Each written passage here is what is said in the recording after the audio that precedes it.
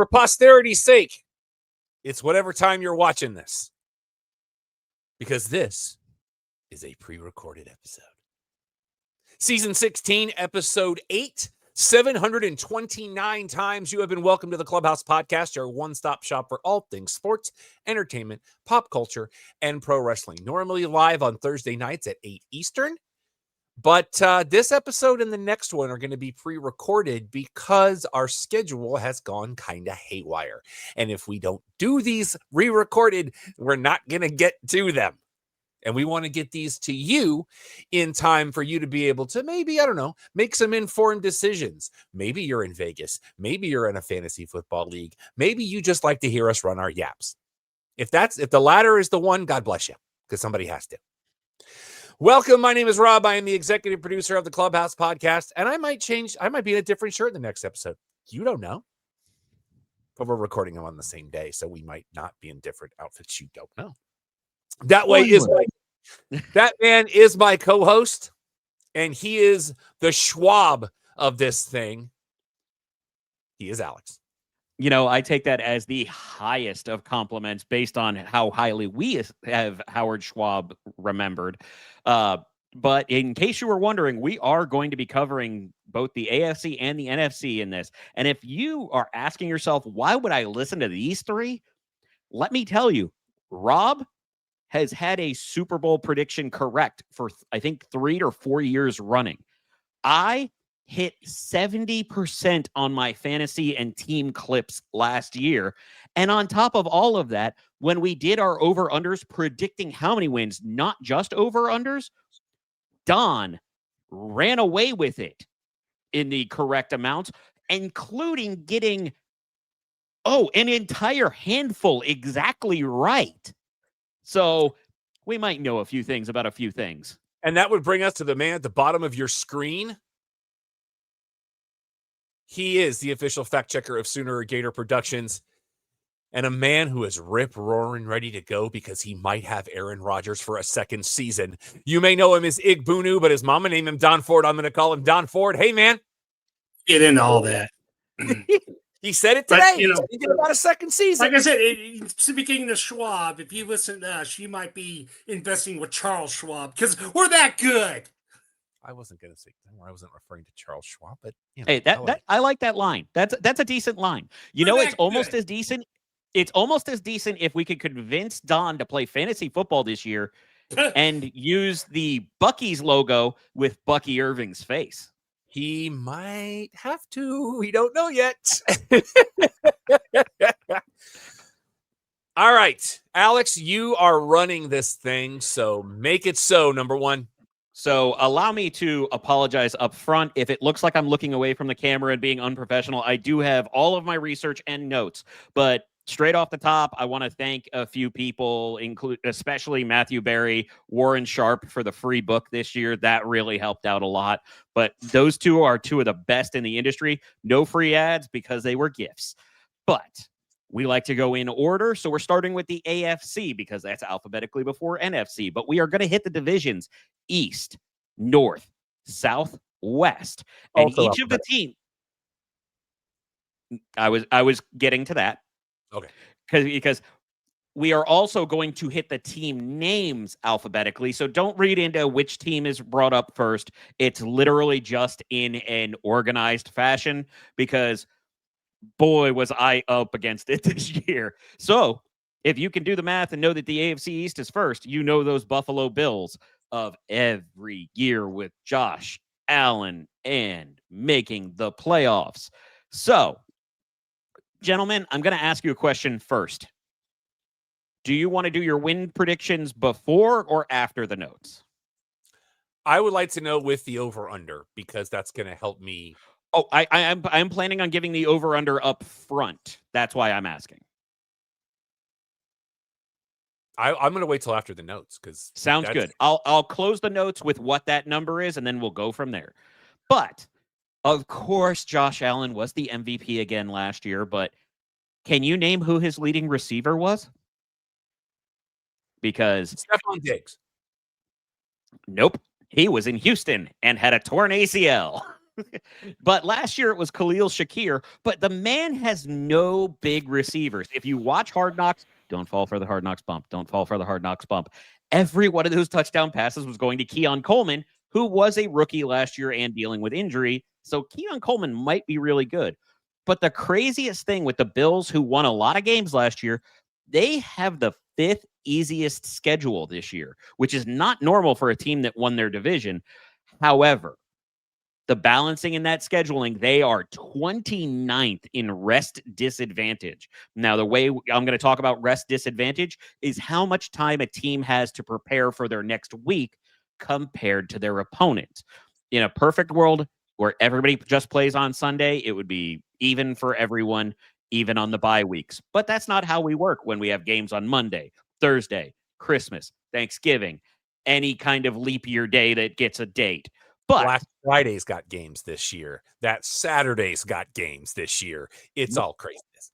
But the crazy part about this is that not only do they have the 29th worst rest disadvantage, they lose about a day every other week to what their opponents have to prepare. That's a tough sled, so it's a good thing they have that easier schedule. But even with that rest disadvantage, the Bills are good enough because they have that continuity. You're going to hear me say continuity a lot, whether it be good or bad. So I'm just going to precursor you with that. But the biggest notes I have for the Bills, they are looking at some possible regression because over expectation, they had more than 18 touchdowns, more than 18 touchdowns over expected based on their stats, their skills, and their opponents last year. They were also plus 24 in turnover rate. Now, turnover rate usually tends to balance evenly unless you have a really good defense with some really good coaching, and the Bills have had that ever since Sean McDermott got there. So I'm not as worried about the turnover rate as much as how, even as a good offense, they outperformed that.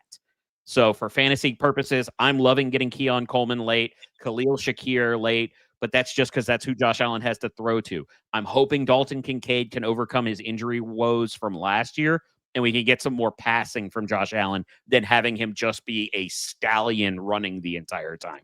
So with that said, our over and unders are brought to you by MGM during this. And that number for Buffalo is 12.5 wins. Gentlemen, who would like to take the first stab at how many wins you think they have? Don, I'll defer to you.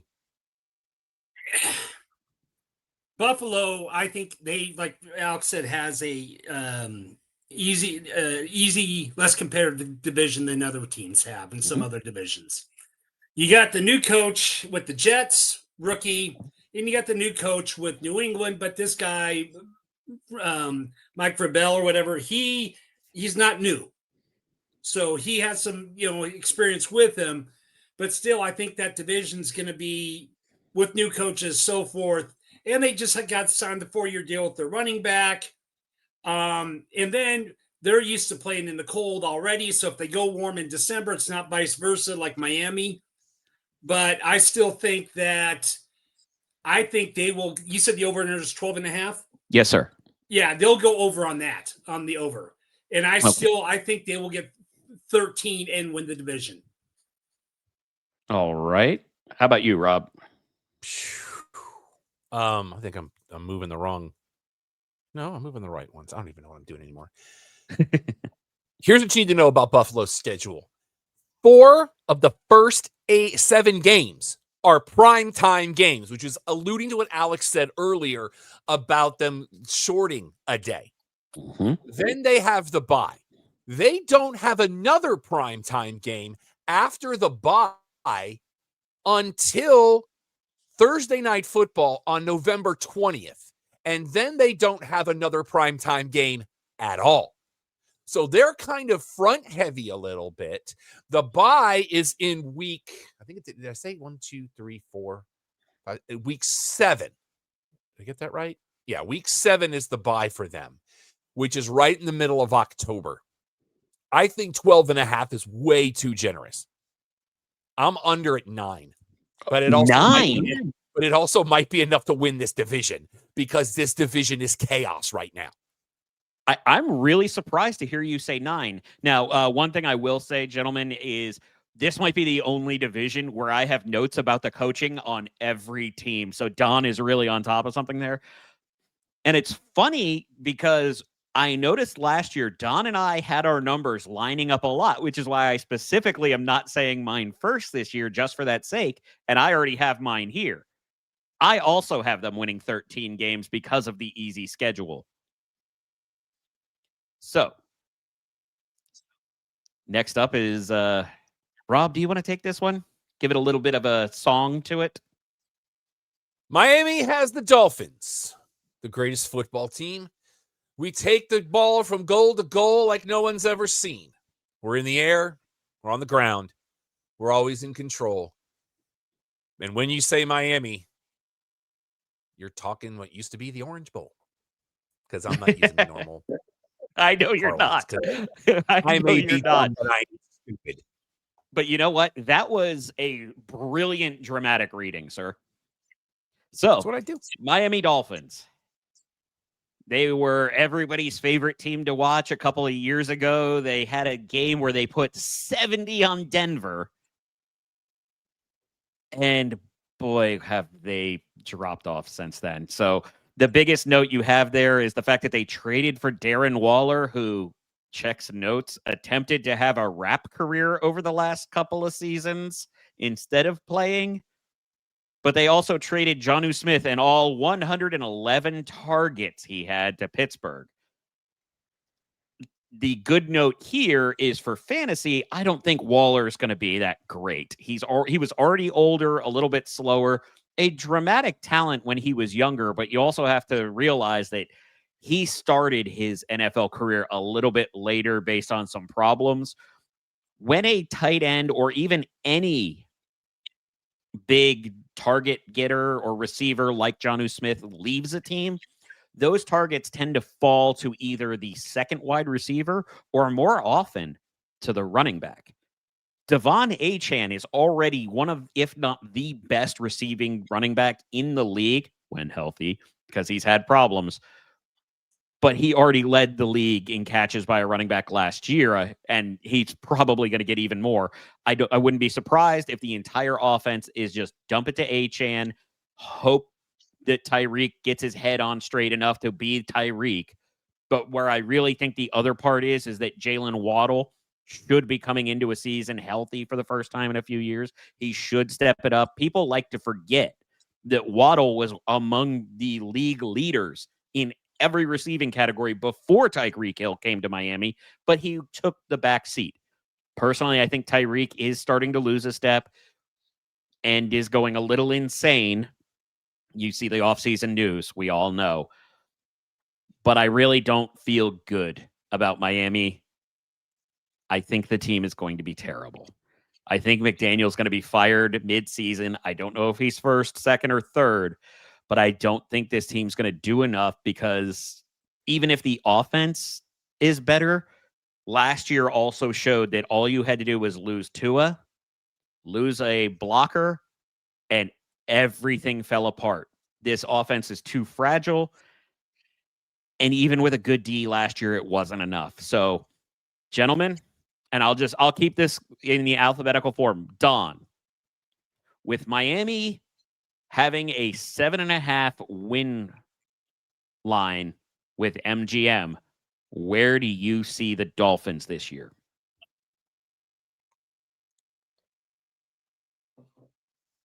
Say again, Don, you have to talk for a second because your mic doesn't catch up right away. Okay, I said under. They'll be under. At how many? Okay, so with them, the way I look at it is their last 5 games is 3 of them are in the north outside of their last 5. Mm-hmm. The other 2 is Tampa Bay and Cincinnati, which are not going to be pushovers. Nope. So the last 5, I think, is going to, even though the last 2 are home, you're going to have tough teams. I think, like you're saying, the defense and issues like that. Rob, I'm sorry, but I'm going to go 6. No, yeah, you're not hurting my feelings. These are your honest opinions. I have no issue with it. Yeah. Here's my thing with my beloved Dolphins. The bye is not until week 12. Mm-hmm. And the bye is after they play overseas when they have a home game technically against football club. They also have 5 primetime games. I do want to differ with Alex on one point. I feel like you're making a huge assumption that Achan's going to play all 17. Oh, I am not making an assumption on that. I worry. I love Devon Achane. I do love him to death. But I can't trust him to be healthy for an entire season because it hasn't happened. So I am. Yeah, even in college, he's done it once. That's what I'm saying. So as a pro, which is why I am going to take the over, but only because that over-under is so low, because my written down notes, if you see me doing that, that's what I'm doing. I've got him at 8 wins. I disagree with Don that late in the season because, number one, the Dolphins aren't scared of cold weather. We have beaten New England in Foxborough in December more often than we haven't, number one. Number two, I'm looking after the bye. Saints, team in shambles. Jets, gon' jet. Steelers, I will give you your props. I don't trust my team in that game, especially in Acupuncture Stadium. Bengals, I think, will be exposed by that point. And Miami's got a legit chance in that game. Bucks could be a problem depending on how the wheels are at that point. Patriots go Patriot in week 17. I'm not scared going to Foxborough on January 4th at noon because this is not all these guys grew up in the South. Some of them understand what it's like to play in cold weather, which is why I'm saying 8 games might get them a wild card, but only because of the other 2 teams in this division that can help them in that particular quest.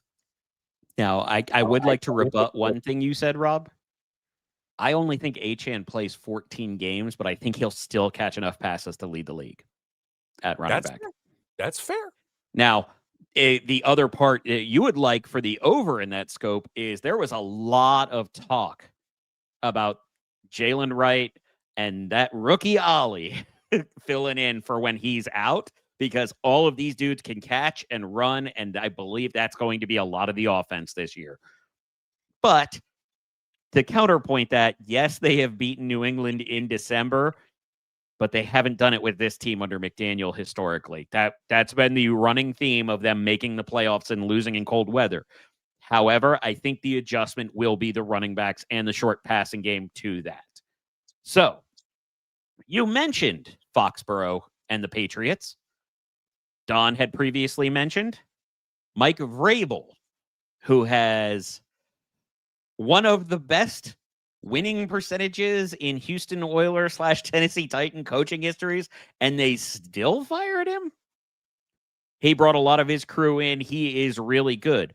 But the big one I want to talk about is Josh McDaniels, who has not done well as a head coach, but has been among the best offensive minds in the NFL since he started calling plays. And if you want to go on top of that, they have the second easiest schedule, according to Warren Sharp. Now, that takes into account the changes, and for this year, it's not just based on records from last year. The big one I like can be seen in twofold, because up north, you're going to have the bad weather, but there were 7 quarterbacks in the NFL that averaged 30 rushing yards per game. With already setting that up, Drake May is one of them. And he only started playing in week 6 last year, and he was among the league leaders. So, with a terrible offensive coordinator and below-level support last year, now he has Stephon Diggs, who, yes, is older, but has traditionally had contested catch victories, as well as crisp route running, which is what you need for a young quarterback to succeed. But your biggest note, and one I want people to pay attention for late in fantasy, Hunter Henry at tight end. Under Josh McDaniels, he had a 21% target share, as well as, and this is not a typo, 47% of end zone targets on the Patriots under Josh McDaniels. Drake May likes throwing to his tight ends. He did it in college. He's done it here. But he's also going to get a wider playbook to work with McDaniels. I think the Patriots are going to be sneaky good with Mike Vrabel's influence on the defense and Josh McDaniels running the offense. I think the Patriots could be a sneaky playoff team. So combining that with the easiest schedule, done. With a line of 8.5 wins from MGM, where do you have the Patriots this year? What again? 8? You say 8.5? Yes. I'm gonna have to go under. How many, Don? I think they're gonna go 8. Okay. With the new coach. I think. Rob. Oh, sorry. Yeah, I just the too many problems and stuff like this. It's going to be a tough division, and they're going to have some dragouts, I think, with the Jets and everybody else who's going to have new coach. Also, then they're going to get 2 losses, I feel, from the Bills. So I think we're a given that the Bills should sweep this division. Yeah. So yeah, I'm going to go 8 and 9 this year with them. All right, Rob. This is something you'll never hear me say on this show. You haven't heard me say to this point. I may never say again. I feel bad for the New England Patriots. Okay, that's not what I was expecting. They're not featured in prime time until October. They've only got 3 primetime games total in the entire season, which shows you the level of faith that the league has in this team. Go back a decade and tell me that, and I tell you you're a dirty, filthy liar. They also don't get the bye till week 14. Yeah, that's late. So you've got to pray that your people stay healthy. You've got to pray that you've got enough wins that by the time you get a week of rest, that you can finish those last 4 games strong. I love Mike Vrabel. Always been a fan. But this ain't the year. This is year 1. Get your head right. Get ready for year 2. I'm going under at 5. And they still probably won't be the last place team in this division. Did you see the stat of if you looked at the Patriots players from last year and the coaching staff this year, Vrabel would be 3rd at TD receptions for a career? Yeah. So how many wins was that, Rob? This many. Well, 5. Yep. Whew. Now, I also want to make a quick note that you're talking about primetime games. We know that there's a possibility that the other games can get flexed into primetime later in the year. This is from the initial scheduling. Flex is where the NFL pivots off of. Now. And remember, everybody plays on Thursday night at some point, or has an Amazon game at some point. So you really don't want to count one of them because they have to. But you still count it because it's there.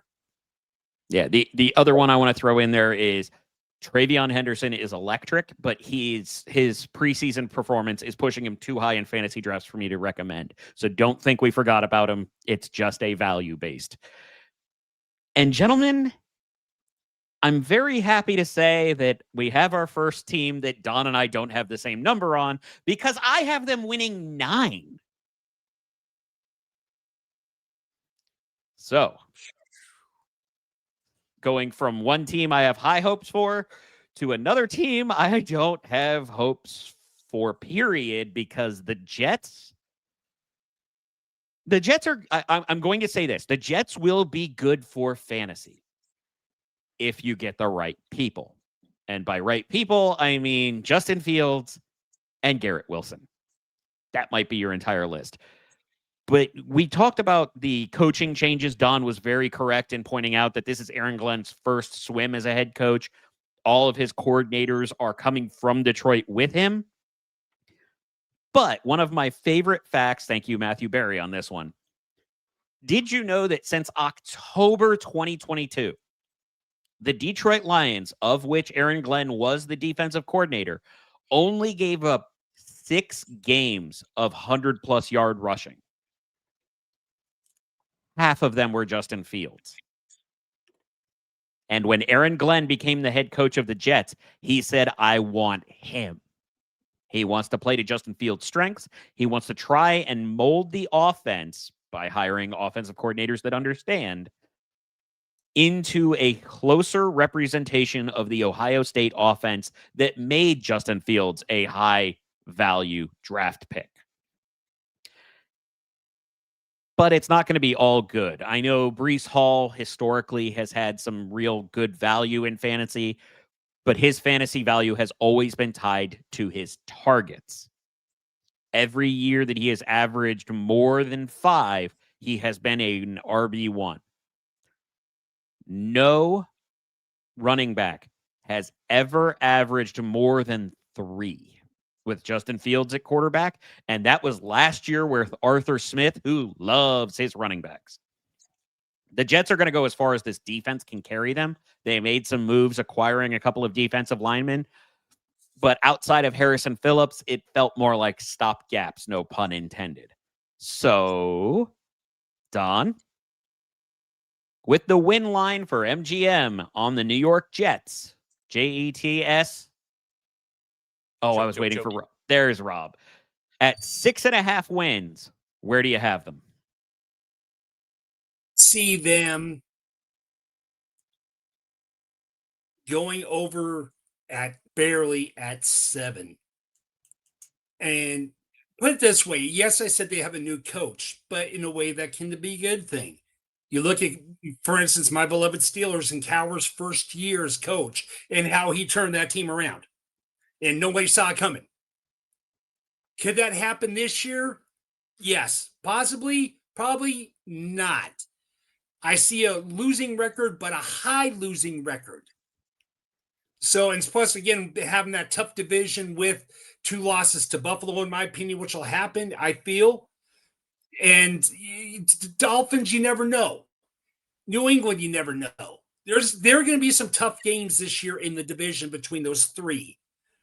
The Miami, New York, and those in New England, those division games are going to be tough for all 3 of them. But I can see them still losing record, but just barely at 7. Okay. Rob, 6.5 is the number. Where do you have the Jets?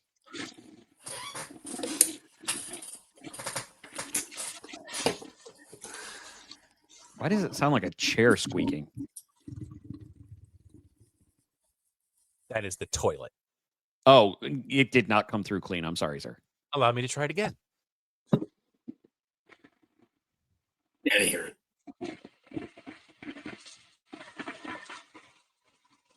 I think we're just getting the audio of it playing somewhere else, Rob. It's very I don't faint. know, it's coming through for me. Weird. Okay, so what's the number, though? Bye is in week 9, so about the halfway. Pretty even, yeah. They're playing overseas, but don't get the bye on either side of it. Mm-hmm. Because they will be playing Denver after playing the Cowboys and before playing Carolina. Both of those games are early games, so they don't even get the advantage of coming home to a late game or a primetime game, which they only have 2 all season. Mm-hmm. 6.5 is way too generous. Ooh. Give me 3. I can only see them winning 3 of them. This team, like you said, unfortunately, the parts are much greater than the whole. The Jets still aren't there. Granted, it helps keep Miami a little bit higher in the rankings, but this team's going to be terrible. You know, I'll say that both Rob and I have a New York team winning 3 games, but it is not the same New York team. I have the Jets winning 5. So I as well have them below, but I think they're going to be more fun to watch than people realize because of the offense and how they're going to tailor it to Justin Fields. But the Jets need to be thankful that Jacksonville Jaguars and the Carolina Panthers exist. Yeah, I will put it in this context. From what we have predicted, the Bills are the only shoe-in team to win across the board. I have the Patriots in second. Rob has Miami. Don has New England also in second, but at one less game. And then we all have Miami and the Jets floundering. So going from one division where there's a lot of failure to the AFC North, which has historically been the toughest or among the toughest divisions since its creation. We start with the Baltimore Ravens, who just keep winning everything but playoff games. Todd Monken, I wish I could bet the fact that he's going to be a head coach in 2026 because he has this offense clicking regardless of what happens. And John Harbaugh knows to stay out of the way in that regard. He is the prototypical head coach who lets his coordinators run their parts. And that's not uncommon for somebody who came from a special teams organ where he does the coaching for the special teams as well.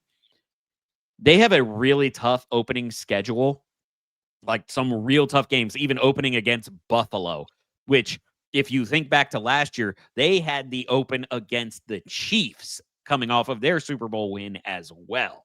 So really tough opening schedule. I think that's part of the reason they got a week 7 bye, but it puts them at a massive rest disadvantage when they do later on play the Chiefs and the Rams. Put on your seatbelts for the Rams when we get there, but that's going to be the next video. The other thing that Baltimore had for the first time was they were the healthiest team in the NFL last year. They lost the least amount of games to injury and illness. But that also means they could lead to some real regression. However, Baltimore has historically been great about finding pieces to replace or have good replacement level players. And they did that again through the free agency and the draft this year. They didn't have a lot of turnover. I still have high expectations. But similar to the Bills, Lamar Jackson and Derrick Henry are your only safe bets for fantasy. But even this year with Henry getting older and Keaton Mitchell actually not having a torn ACL, I think he's going to get a little bit less run, but that could actually be better for him later in the year where he started to taper off last year. So, Don, I know you hate them, but with MGM setting the line at 11.5 wins, where do you have Baltimore? How many wins? How many times have you ever heard me say, I hate the Ravens, but I respect them? Every time. Every time. And the thing is, I'm not going to lose respect. Here's the thing.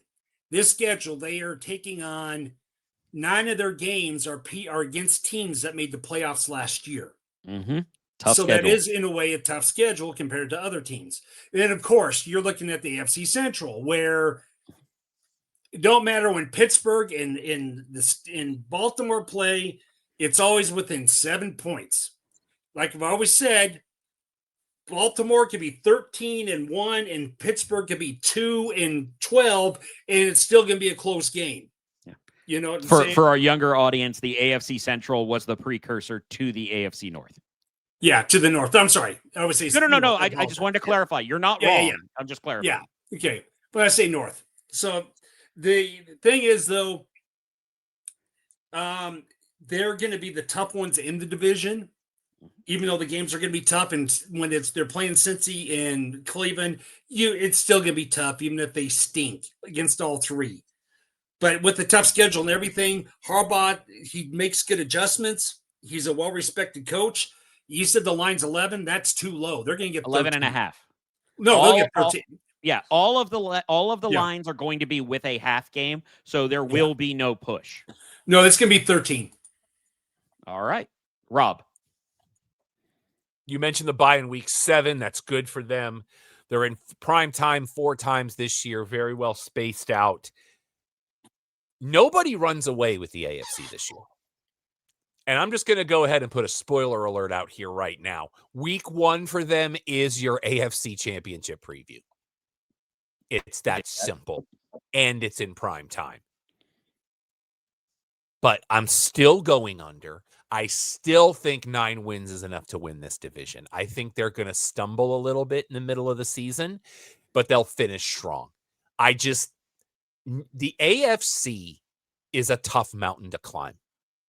It always is, or has been for the last few years. I don't know that there's going to be a team in this conference that's going to have double-digit wins. I just don't. I think mathematically it has to happen. I think mathematically there has to be double digits in the conference. I will say we agree on one part of that AFC Championship, but I think you might be surprised who my other team is. Okay. But we're back to normal because I agree with Don. We both have 13 wins for the Ravens. Now, what's probably going to surprise you is how I talk about the rest of the AFC North. Because I have historically on this show been very pro Bengals. Oh, and quick note of the 71% success rate. I nailed every single prediction on the Ravens last year. That was probably one of my best teams because I had 5 and went 5 for 5. But Cincinnati, I was not right about, especially in week 1. You sons of... I'm not going to go that far. The defense is still terrible. And your only really good player in Trey Hendrickson, owls up, is sitting out and saying he will sit out the year unless he gets paid. I don't know how this team doesn't win if they don't score 40 to 50 points every game, because that defense lost its mediocre players and seems to have replaced them with bottom rung players. Even Shamar Stewart, their first-round draft pick, was like, can I just quit football for a year and not have to go to Cincinnati? Which is the correct response when somebody asks you to go to Cincinnati. But on top of that, this offense is going to have to do everything it can to score. Jamar Chase is going to be all-world. He's just always going to be Joe Burrow. Hot take. Rob and I, you talked about this the other day. From a 0 point, Joe Burrow might be the best quarterback in the NFL. Just from him, he'll tell you. Oh, he absolutely will tell you, even if he does just look like Macaulay Culkin clean-shaven. But I cannot believe the team did not replace any valuable pieces that left. Like, Sam Hubbard is not a great player, but you can win with a team of Sam Hubbards and his effort. I will never debate that. I can't believe it. And they're bringing in Al Golden, who historically has been a great defensive coach, but try to build the Great Wall with Legos. You might get there eventually, but it's going to take forever. So the only thing Cincinnati's going to be good for is offensive production and fantasy goodness this year. I have high expectations for Joe Burrow. Jamar Chase is the best receiver on the planet right now. T. Higgins is the best number 2 receiver on the planet right now. Mike Gesicki and Noah Fant are underrated tight ends, and they may run out 2 tight ends just to help the blocking on every play. And Chase Brown may wind up second on the team in catches just so they can try and nullify the rush, since their offensive line also isn't good. Look for the edit in preseason where Joe Burrow, with the little Giants moment of blow the whistle, and then he gets sacked by all of the defensive linemen at once. This team's going to be bad. And somehow MGM still has them at 9.5 wins. So they have them as a clear winning record. Don, with 9.5 wins for Cincinnati, where do you have them?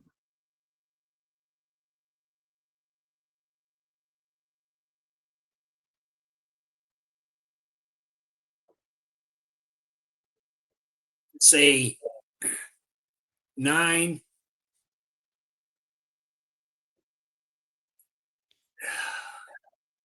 This is a pain to man right now. To put that they would have a tie. No. They have 9 wins, 7 He's always got one. He always gets one. This is not the team I would agree with it on that, but go for it. Yeah, because again, you're talking the AFC Central.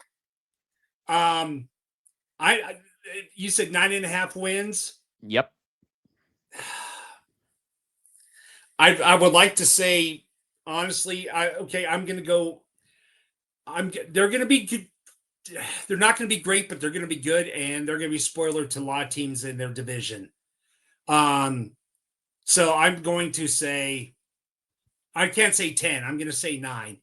Okay, so just under. Just under at 9, and that at 9 wins for the season. I still dig the 9-7-1 idea, but I have no idea who they could possibly tie with that bad of a defense.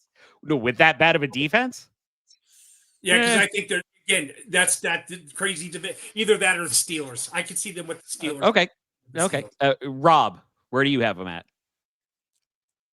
4 primetime games for this team. Offensive goodness. 4. The bye's in week 10, because that part of it's my job. You practice under a freeway.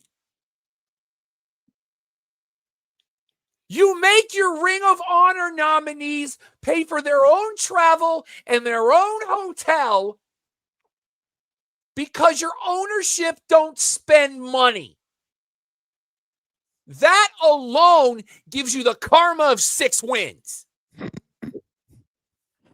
And that might be generous. What's really funny about that to me, you're not far off from me because I have them at 7. I have them at 7-10 because they can't outscore everybody. But a team they can probably outscore is Cleveland. Yeah. Who I'm going to bury the lead. Their win total with MGM is at 5.5.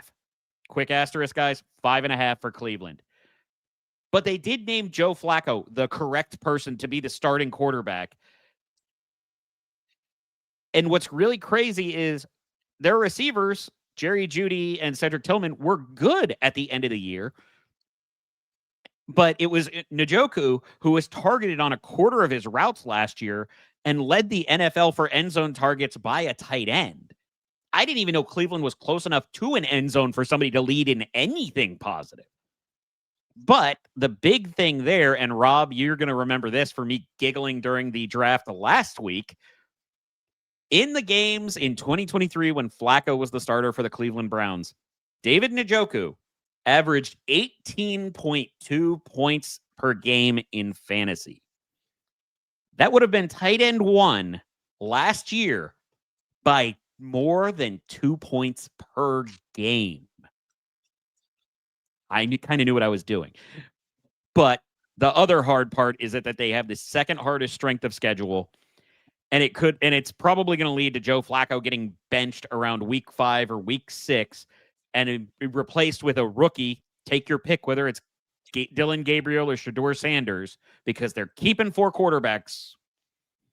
And it's only going to get worse from there because rookies make mistakes. And then all of your fantasy goodness will be gone. And if they don't catch Cincinnati off guard in week 1 or get their tie, as Don put it, they might not win a game until after week 9. I expect them to win week tie in week 1. That would make my head explode. Now, I'm not gonna lie. I think they're gonna win in week 7, but they're also coming off of a game against Pittsburgh where they might be bruised, battered, and not able to do anything that week. So, again, I say 5.5 wins for MGM. Don, how many wins do you have in Cleveland? 5.5. That's under. How many wins, Don? You got a quarterback who. You got a defensive line with a lot of holes in it. But then you got a quarterback who I think has issues of being rushed. Which one? You got 4 of them. Well, here's the problem. Talking about a quarterback here is so flawed. Yeah. I would rather ask you at 2.5 QBs making starts, do you take the over or under? And how many QBs do you think start for Cleveland this season? Because I'm taking the over. I'm taking the over too on that. Yeah. I'm gonna say I'll be nice because maybe they'll play spoiler to one Here team comes in our him saying the same division. number as me again. So basically they're gonna get clobbered. It's gonna be ugly. They're gonna be the whipping post. They'll be in the running to get in the first round draft pick the next year. The first overall pick. Yeah, first round over because they'll be that bad. They'll be in running for it, or they'll be in a second or third round draft pick the following year overall. I'm gonna say I'll be nice to them and say 3. Okay. Rob, 5.5 is the line on MGM for the Cleveland Browns. How many wins do you have them? So you remember a few minutes ago when I said every team has to play on Thursday night? Yeah. This one don't. Oh, Have 0 primetime games. Amazon was like, we're good. We're good. You can keep the Browns. 4 quarterbacks. But they do feature the only S. Sanders currently playing in the league. For now. I think all 4 of them start at some point. Because Cleveland got to figure something out, and they're going to keep making changes until something happens, and it still ain't going to happen. See, I was thinking 3. I want to apologize to our friends overseas because we're sending you Cleveland at some point. And they're going to get trounced. They might not see a win until right before the bye in week 8 when they're at New England. Maybe. You want my early line prediction on that one? New England wins that game by double digits. 3 wins. All right. So you and Don have 3 wins. I thought I was being rough at 4 because I don't see a lot of happiness in Cleveland, even though they have a really good defense. But to borrow the old phrase, you can't win a game 0-0. So, Don. Yeah. Who's left? Oh, good. The Aaron Rodgers. It ain't the team that's going to win the division. Put it that way. At Accenture Stadium in Pittsburgh, the Pittsburgh Steelers spent a big money contract on DK Metcalf. Are you excited for DK Metcalf, Don? Anything. They don't know what they're doing. Well, allow me to not help. Because DK Metcalf has only been a top 20 wide receiver one time in his career. One time. I know. You know what's even worse? Aaron Rodgers. No, it's going to get worse. Don, it's going to get worse, but I'll throw to you in a minute. He's never been a top 30 wide receiver with less than 117 targets. Does that feel like an arbitrary number? Because it's the largest target share that an Arthur Smith wide receiver has ever seen. And who's the offensive coordinator for Pittsburgh? Arthur Smith, who has never had a top 31 wide receiver. Aaron Rodgers, here's the other aspect to this. Aaron Rodgers prefers route runners like Devontae Adams, who are very crisp, so that he can make his no-look passes and know his receiver is going to be in the right place. DK Metcalf's biggest strike against him is that he's not a great route runner. If you go back to the success he had in Seattle, it was Russell Wilson's moonball of him chucking it up and DK Metcalf being an absolute physical specimen to out-jump and out-wrestle DBs. Crisp route running, he doesn't do. Could lead to some Calvin Austin love, maybe Robert Woods and his 47-year-old knees, but I don't think it's going to go well for you, Don. But MGM does have 8.5 wins. So does Mike Tomlin get another winning season, which he's only ever done, or do you have them below 8.5? It's the first losing season this year. Okay, well, how many? So the issue is I was reading currently they're saying Randolph is going to be the quarterback. Then they bring Aaron Rodgers in and sign him to, and that could change. any do you day. mean Mason Rudolph? Yeah. That's not going to happen.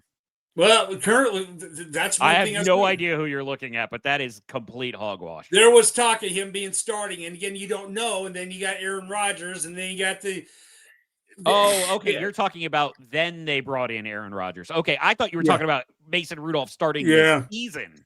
And then bringing him in, and then I don't think he'll be too good. So Rudolph will be back because I don't know if Aaron Rodgers is going to even last one game, like he did Happened with the last Jets. time. You know, it's injury prone. People who don't know good. And I hate to say it, I've said before, yeah, Tomlin gets a winning record every year, but he never goes to the dance with the date in the end. Good way to put it. You know, I'll be nice to them this year because of course they got tough games and Cleveland's gonna stink anyways, so they'll probably get two with Cleveland. And you look at the schedule though, yeah, you have them. They got the NFC what North with Green Bay and Chicago. I mean AFC NFC North with Green Bay, Chicago, in that division, and Seattle, Detroit's going to clobber them. Baltimore's going to clobber them. I'm going to be nice and say 7. 7. And the one tie will be with the Cincinnati. All right, how many wins, Rob? Cincinnati and Pittsburgh will tie. How many wins, Rob? Here is Pittsburgh's problem. After the bye in week 5, which is one of the first of the season, 3 of their next 5 games are primetime games. You also have them playing Minnesota overseas. Mm-hmm. Minnesota's the away team in both of those games. It's a good gig. So they're going to get trounced because Minnesota's just going to stay because I'm pretty sure that's back-to-back weeks. So they're just going to be hanging out, doing the thing because they're both early in the season. So I don't think they'd go over there, come back, and go over there again. I don't know. I'm going to be more generous than Don, but I am going to say 6. Quick note, it is back-to-back weeks. First week is in Dublin. The next week, or not the first week, their first international game is in Dublin. Right. Then it's a London game against the Browns. I will tell you, Don, you're going to start out hot for 1 week because you're at the Jets in week 1. Yeah, I said 7, right? 7 in the tie? Okay. Yes, you said 7 wins. Rob, how many did you say? 6. I cannot believe I thought I was going to be the lowest on the Steelers. I have them at 8 wins. I'm highest out of all of us, but we all have them going under the total. Okay, can we get to somehow an even worse division? Yeah. In the AFC South? Houston Texans. Yep. Your Houston Texans have won back-to-back division titles and fired their offensive coordinator because, boy, did that offense become one of the worst last year. And I don't think it's fair to say C.J. Stroud played badly last year because he lost a lot of people to injury with the Tank Dell catastrophic injury, Nico Collins, who in his last 2 years has led the NFL in yards per route, excuse me. Second in yards per target and third in fantasy points per target. So the dude makes catches and makes a lot with them. Now, the interesting thing is Bobby Slovic, who was credited with giving CJ Stroud a really good rookie year, had some real play calling issues in the second year. People figured out its tendencies and it all fell apart. The new offensive coordinator is Nick Calley. You may not know that name, but he comes from the Sean McVay tree, which has been really successful. You're going to hear more about that when we get to Jacksonville.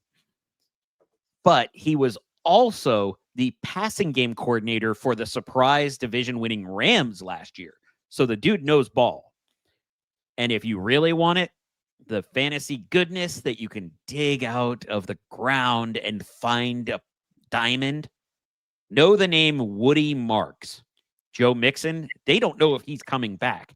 Nick Chubb has looked atrocious, like he may be done after multiple catastrophic injuries. And Woody Marks is who this team drafted. He may not be great, but he may be the only show in town for fantasy points.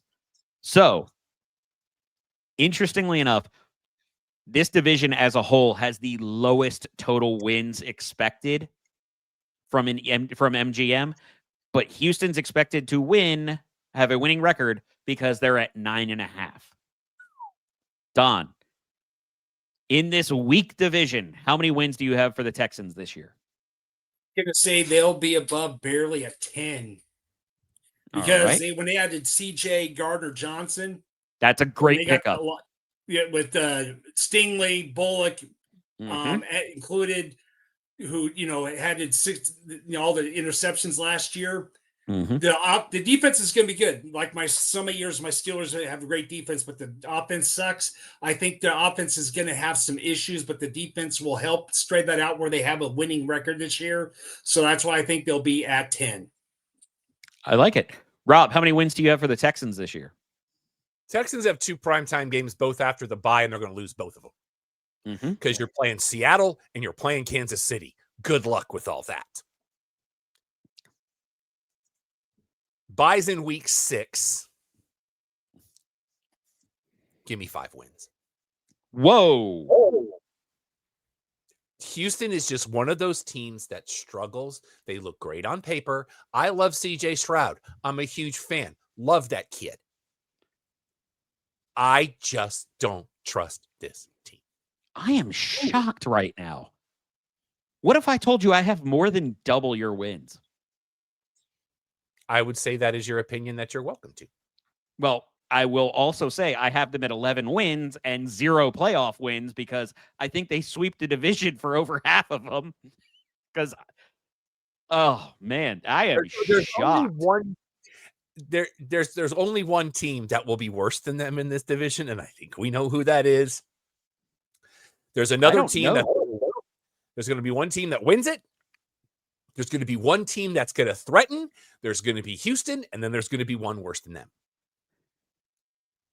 I am dumbfounded right now, but I don't know where I'm very eager to see where you have the Colts, who are next up. And all I can think is, holy crap, what a mess of a team. When you have Pat McAfee turn on you because you're such a poorly run organization, Daniel Jones beat out Anthony Richardson, who was a top 3 pick, ? It's top 3 or top 4. I cannot remember if he was 3rd or 4th. But the biggest thing that they're going to be facing is they lost all-world center Ryan Kelly to the Vikings.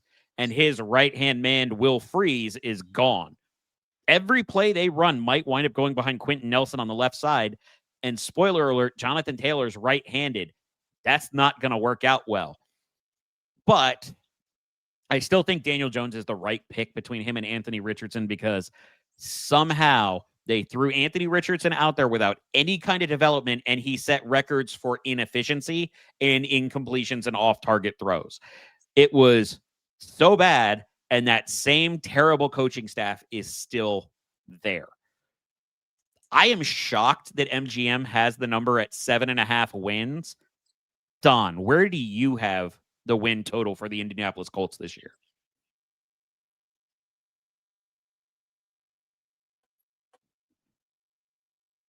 At 7.5. Yeah. I think they'll go above that at 8 this year. I believe they had a winning record last year, surprisingly. So that's not too uncommon. Record last year, they were 8-9. I think they're. Oh, it was 8-9. I thought it was 9-8. Okay. I'm sorry. Yeah, 8-9. Yep. So you have it at the same place. The over-unders what again? 7.5. I say barely at 8.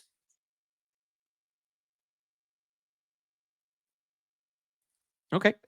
So barely over at 8. Rob, 7.5 wins for the Colts. Where are you at? I would like to apologize to our friends in the great city of Berlin because they have to bear witness to Falcons Colts.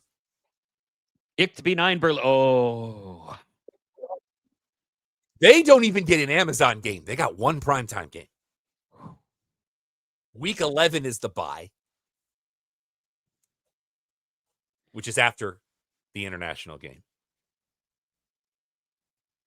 Go to the stadium, enjoy a soft pretzel, They'll get 5 wins. How dare you? You said 9? 5. Oh, 5. Okay. Well, Rob, you're in either really good or really bad company because I also have them winning 5 games because I think this team is going to be dreadful. I have them in last in the division. But let's talk about Don's Super Bowl team every year. Okay, for the record, he absolutely nailed the Jaguars prediction 1 year, like 3 or 4 years ago, and he's just been on that burning train ever since. But they have the corniest coach in the league now in Liam Cohen. No, that's just dumb. But if you want a reason to be happy about this with Liam Cohen, he turned around the Buccaneers and basically let Baker Mayfield shine. For fantasy purposes, Baker Mayfield had his highest rushing total of his entire career under Liam Cohen, and he's now the head coach for Trevor Lawrence, who historically has had great running ability, but has been held back over the last, well, Jacksonville, we can say few regimes, because they seem to keep changing coaches who, Urban Meyer, you suck. Doug Peterson, I appreciate you. But the other one you have with this, 8 times in NFL history. Oh, I think we might have just lost Rob. I'm here. I need to stand up for a second. Oh, okay.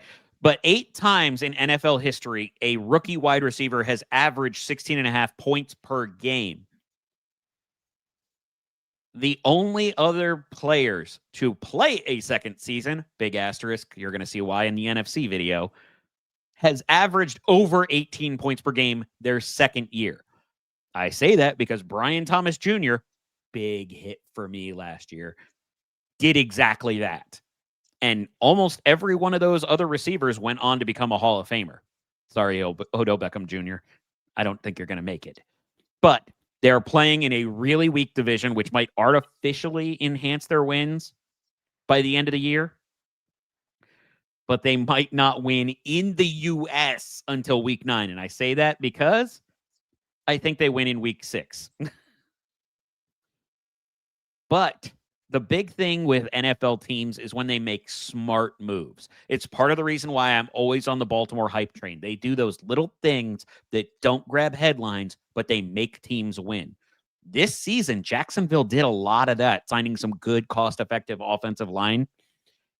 And there's going to be teams that you can actually target Jacksonville's defense because they have great linebackers and really good edge rushers.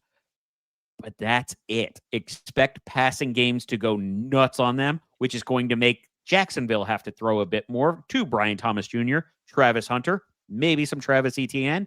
But I want to say the name Basil Tutin because he's the rookie running back they drafted who can do just about everything. Tank Bigsby was a better runner. Etienne, sorry.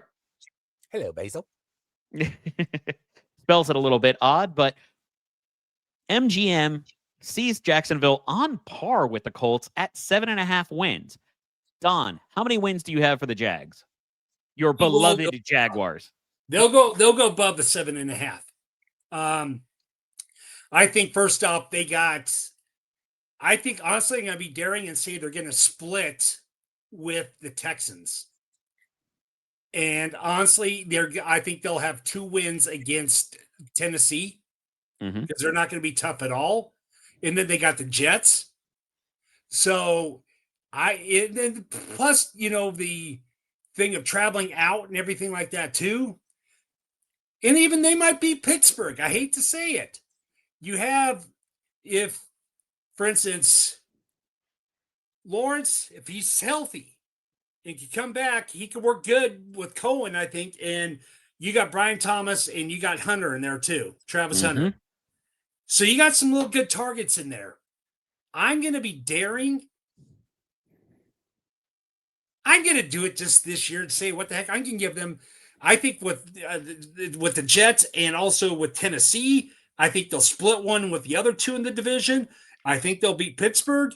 And if the quarterback's healthy, I'm going to give them 10. 10. Okay, so you have them tying the Texans in the division. That's my sugar out for the season. All right. Rob, 7.5 is the line for MGM. How many wins do you have the Jags? I'd like to apologize to our friends in London. They always play in London because of their ownership group. You know this. Right. But they got to host the Rams. I mean, and it's right before the bye. This team's going to be terrible. And God love you, Don, for sticking to the bit. But I can't give them more than 2. I'm sorry, did you say 2? 2. I feel like this is where I arbitrarily have to say, Rob, not every team can go under. But again, I mean, this year in the AFC, nobody's going to get double digits. I'm just going to say it. But I'm looking at this in the division. So far, you have 5, 5, and 2. Do you have the Titans going 15 and 1? It's the worst in football, which it is. I did say that, but dear God, man. This is another so Rob, a team with a non-winning record is going to get to the playoffs because the division is so bad because they're the prettiest girl at an ugly party. Rob, who's going to win on the Jets and Jaguars? I've got the Jags. That's one of the 2, Don. What about then? Did you split? Did you split with Tennessee? Why don't we just let the season play out, Don? Okay, all right. We are actually going to cover Tennessee, Don. I know because No. I mean, we're going to cover them right now. Yeah, that's what I figured. Because they had the first overall pick, took Cam Ward, who was top 4 in both accuracy completion and deep targets in college last year, which is not exactly a place where deep shots are taken. But he was highly successful to the point of basically backpacking Miami 2 big bowl games. And the way that works out well is Calvin Ridley, the wide receiver 1 for the Tennessee Titans, led the NFL in deep targets. But you know what else he led the NFL in? Uncatchable targets because Will Levis sucks. I expect Tennessee to have the biggest improvement of any team in the AFC. I say that because there's a team in the NFC we're going to talk about. But the biggest thing for them, and I am old school in this regard, I would build teams from the lines out. Tennessee has a great defensive line. And their offensive line, they signed 2 Pro Bowl guards, and they're getting Lloyd Cushenberry, a Pro Bowl center back who was injured almost all of last year. Tony Pollard and Tyjae Spears are going to be a great 1-2 speed combo. And Pollard has proven he can run up the middle when he has blocking. See what I just said about the Pro Bowl guards and center. But they also signed exactly the kind of low-cost wide receivers that help quarterbacks like Cam Ward develop. Van Jefferson, who can run medium to deep routes, and Tyler Lockett, who can run shallow routes and wiggle through any kind of defense. But they both have good hands, just like Calvin Ridley. I expect this team to be actually really good by AFC South standards. So, with the lowest total on MGM at 5.5 wins, Don, how many wins do you see Tennessee getting this year? It's going to be under. They're going to stink this year. I give them, if they're lucky, I'm going to go low. I'm going to go 2. They're going to rival Cleveland for that first round draft pick next year. Don's jealous that you went 2 before he could, Rob. So how many wins do you have for Tennessee? More than Don says. The downside to what Tennessee has to deal with is the late bye in week 10. Mm-hmm. They also, if you work day shifts on the weekends, I'm sorry, because you're never going to watch a team play because they got nothing on the prime time. But this team is going to win the division. I'm sorry, what? You heard me. Oh, yeah. I heard that, but I didn't hear a number yet. It is the most improved team in this conference. I did say that this is another year where a team with a sub 500 record makes the playoffs because they win the division. Tennessee is that team with 8 wins. You know what? I can't fault you on that one because I have them at 7. So you have 4 times Don's prediction, and I have 3.5. I love this one. I like that. Good analysis. But we're coming to our last division in our AFC set. And alphabetically, I don't like how this goes because we're going to start with the Denver Broncos. Their schedule outside the schedule outside their division is much easier and masks their strength of schedule to be middle of the pack because they have a lot of weaker outside division games. But this is going to be a tough division because you have teams that have all improved. Not necessarily with Kansas City. They're already, a Super Bowl team. So moving right along. But they also have done something that has kept continuity with a young team that Denver is. Sean Payton has many years of head coaching experience and success. Vance Joseph, many years of success as a DC, but has head coaching experience. They have an offensive coordinator who also has head coaching experience. There's a lot of, as Rob would like to put it, skins in the game for this entire staff. Yeah, sure. But they're also keeping multiple years of the same systems for all of these guys to learn. If you want to see some fun highlights, not now, maybe later, look up RJ Harvey's tape in college.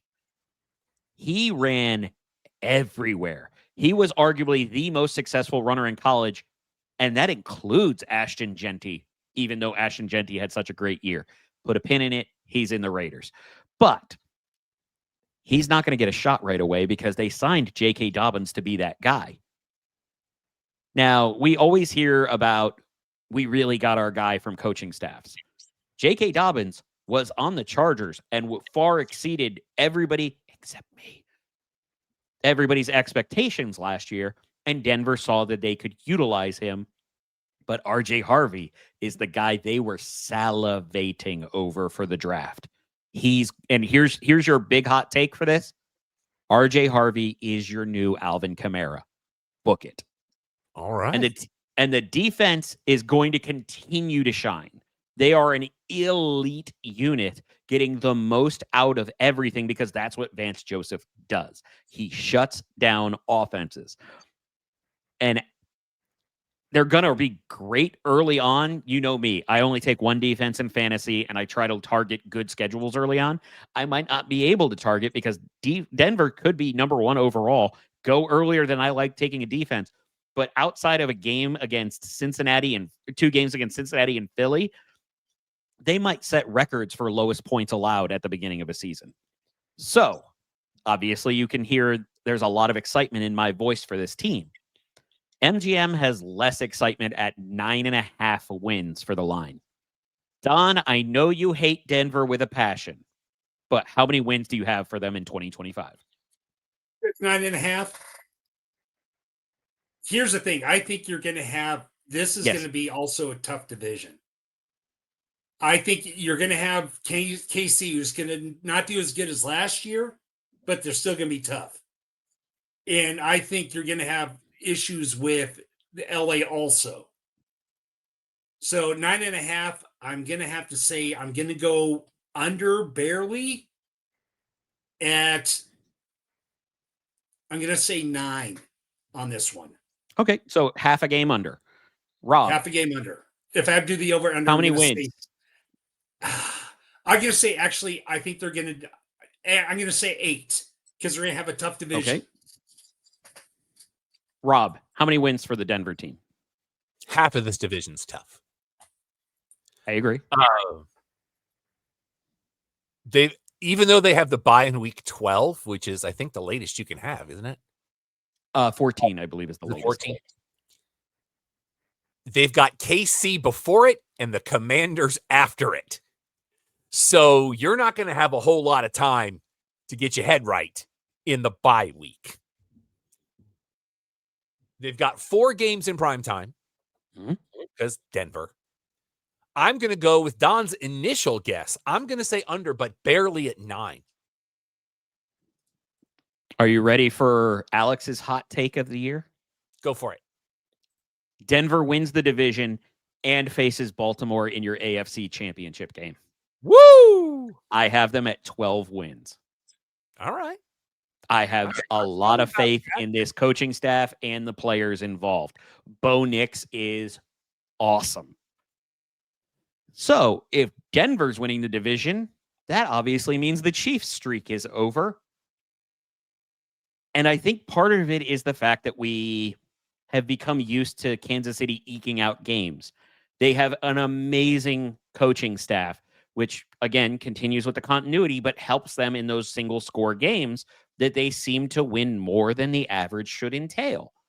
They have become this boring win with defense, grind out the clock, don't score a lot of points, but don't turn the ball over, and it's worked for them. Pat Mahomes is still a fantastic quarterback, but he's working with nothing, and you might lose Rashee Rice for 6 to 8 games starting after his hearing on September 30th. That's going to be a big hole to fill, especially if it's those 8 games, because that puts you into week 14, maybe even 15, depending on how they rule. Now, most people are expecting it to wind up at 6 games, but I also realized something today. When have you heard somebody able to appeal and get less games of a suspension after they pled guilty to everything they were charged with? Doesn't really work that way.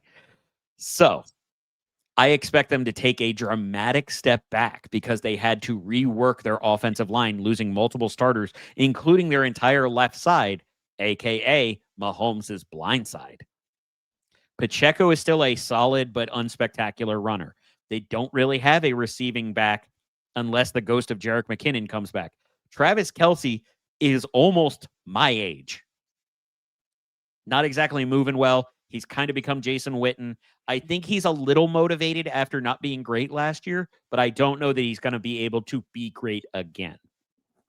If you need to find somebody, I think Xavier Worthy is going to have a lot of work and be pretty electric this year because dude runs what, 4.24 in the 40? So they continue to win games, eke them out. MGM has their line at 11.5. Don, how many wins do you see for the Chiefs this year? 1. 11.5. I think they're going to take a downturn this year. Mm-hmm. And they're not going to be as good as they were last year with only 2 losses. So I think, honestly, they're getting, if it's 11.5, I think they're barely going to go under 11. So you're saying 11 wins? With Case, do you know what?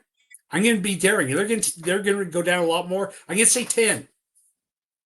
For a reason I'll get into on the next team. So I'm going to say 10. 10. Okay. 10. Rob, do you want the breaking news now, or do you want to wait until after your prediction?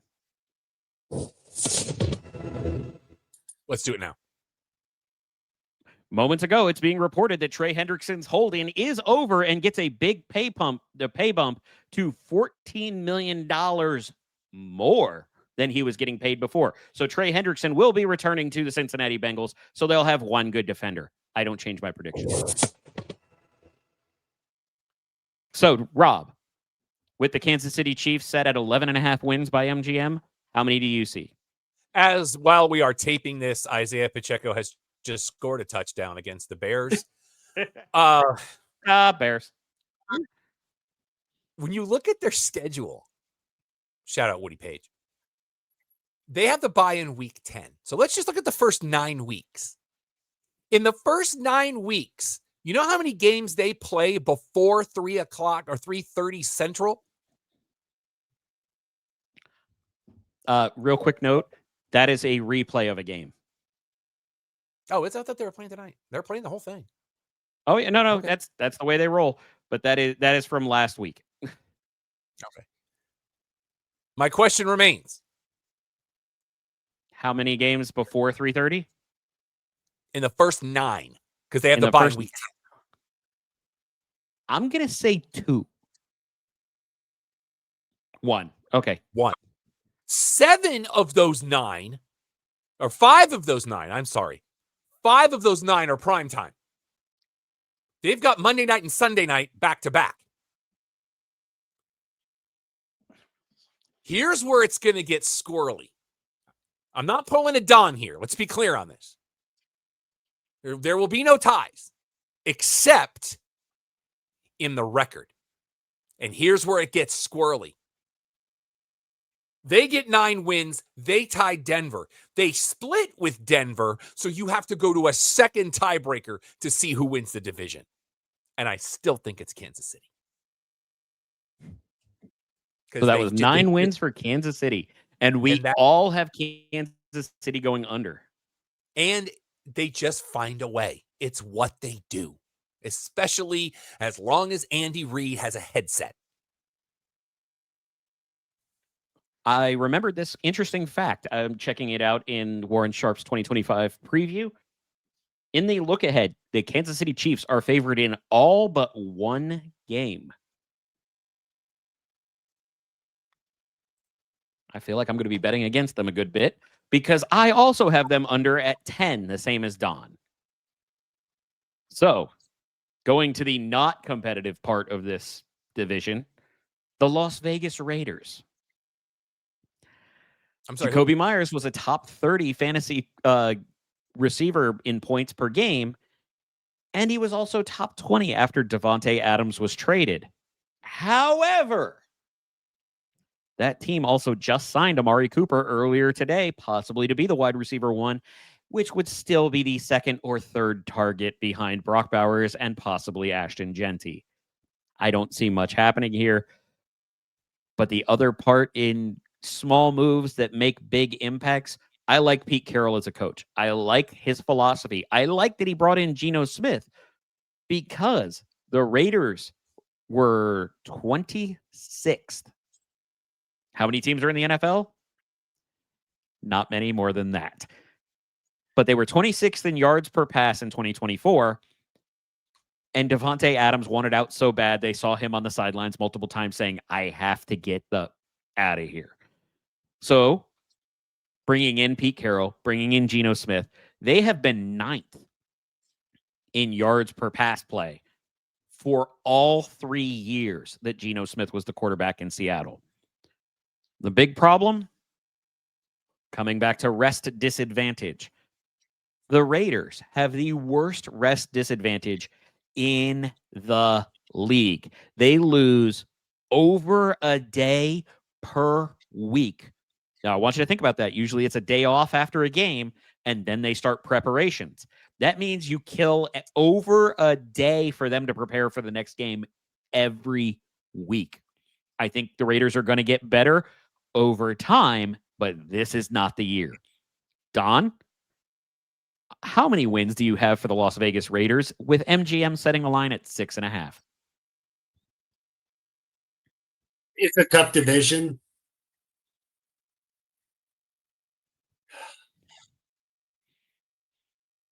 Barely above at 7 wins total.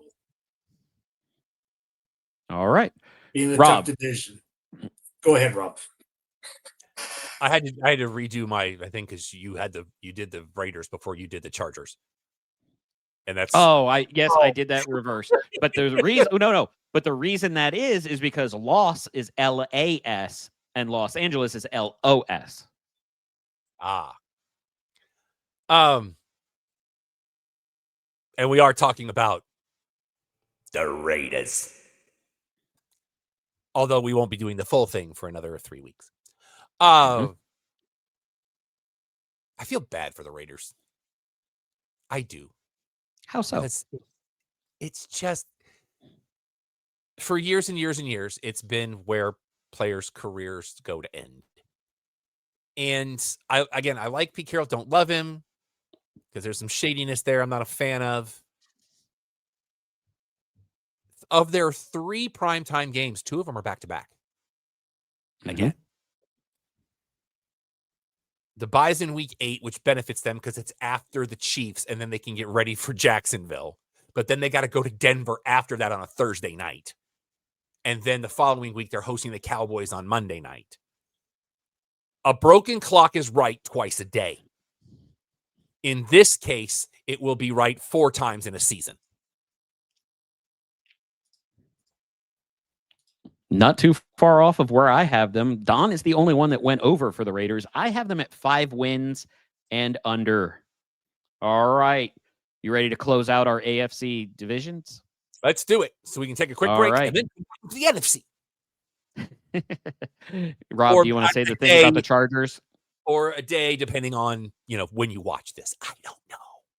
I'm not judging you. You mean the Los Angeles Superchargers?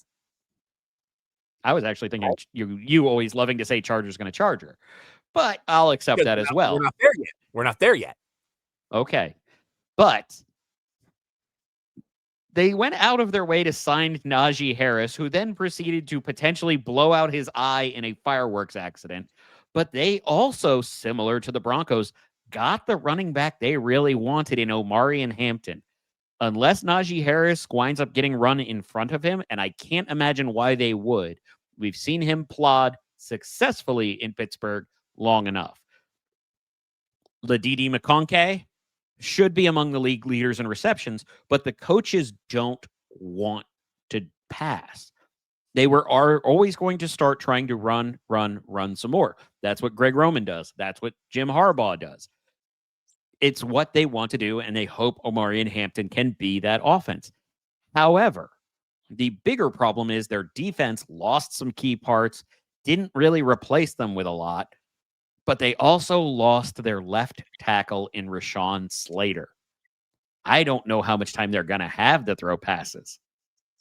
Plus, I can't tell you who's going to be on the other side. Keenan Allen's bones might be in the slot, but it's either Quentin Johnston or rookie Trey Harris, and neither of them have had success in the NFL. Not entirely fair to Trey Harris. He is a rookie. But I do want to clarify that the line of 9.5 is current. So it is post Rashawn Slater injury on MGM. So with a line of 9.5, Don, how many wins do you see for the Los Angeles Chargers? They win the division and break the streak of the Chiefs this year. And if the Chiefs make the playoff, they're doing it as a wild card. I think this is the year of Los Angeles. They take the division. They're not going to be daring. It'll be tough, but even with some tough division games, that's why I think that Casey's going to go down and get more losses. Same with LA. Same with the Denver. I'm going to be daring and say they're going to get the lines. You said 9.5, or was it again? Yes, 9.5. Oh, they're going to pull that out. They'll get 12 wins this year. Okay, Rob, how many wins do you have for the Chargers? The Chargers are happy that the Raiders exist because it happens every year. It doesn't get me proven wrong. Chargers gone Charger. The bye is in week 12. So luckily, Chargers chargering may not be as much as normal, but it still will happen. They've got 5 primetime games, including the opener in Brazil, if I'm not mistaken. It's not the opener, but it is Friday night. The international opener, yes. The night after the technically the second game of the year. Yes. But they're only going to get 6 wins. I don't trust the Chargers. I just don't. So historically, during this episode, I have always been pro Chargers. I appreciate Don picking up the mantle and saying 12 wins. I also have 6 at half of Don's prediction and the under. So if you were paying attention, I believe, Rob, your AFC Championship game was Buffalo, Baltimore. Which I would be happy to see. Don, who would you have as your AFC Championship game? Hello. And I'm going to say the Chargers. Okay, so Buffalo and the Chargers? Mm-hmm. I mentioned earlier that I have Baltimore and Denver. If you want to see who we have winning that and the Super Bowl, you're going to have to come back for the NFC video. And that'll be coming up whenever you see it. There's also a QR code over there by Alex's head. Scan that so you can follow us on all your social medias. You can follow me on all your social medias if you'd like. Everything is yes, that Rob Irvin. That is spelled ERVIN. I'm Vexploit on all social media. If you'd like to help out the show, please go to ProWrestlingTees.com and search for the Cheap Popcast.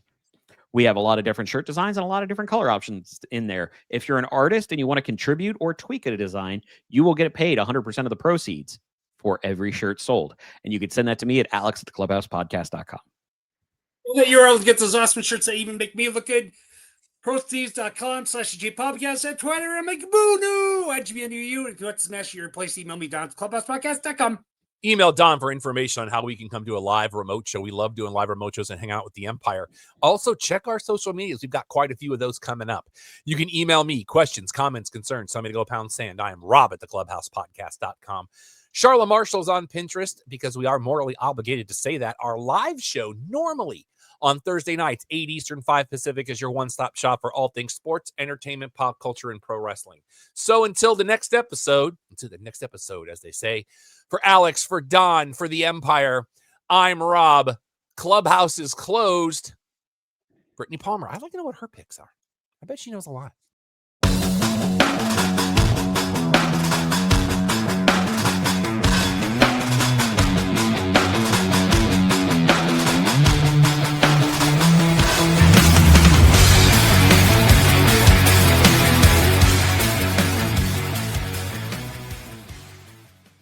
This is a Stolen Water Media production.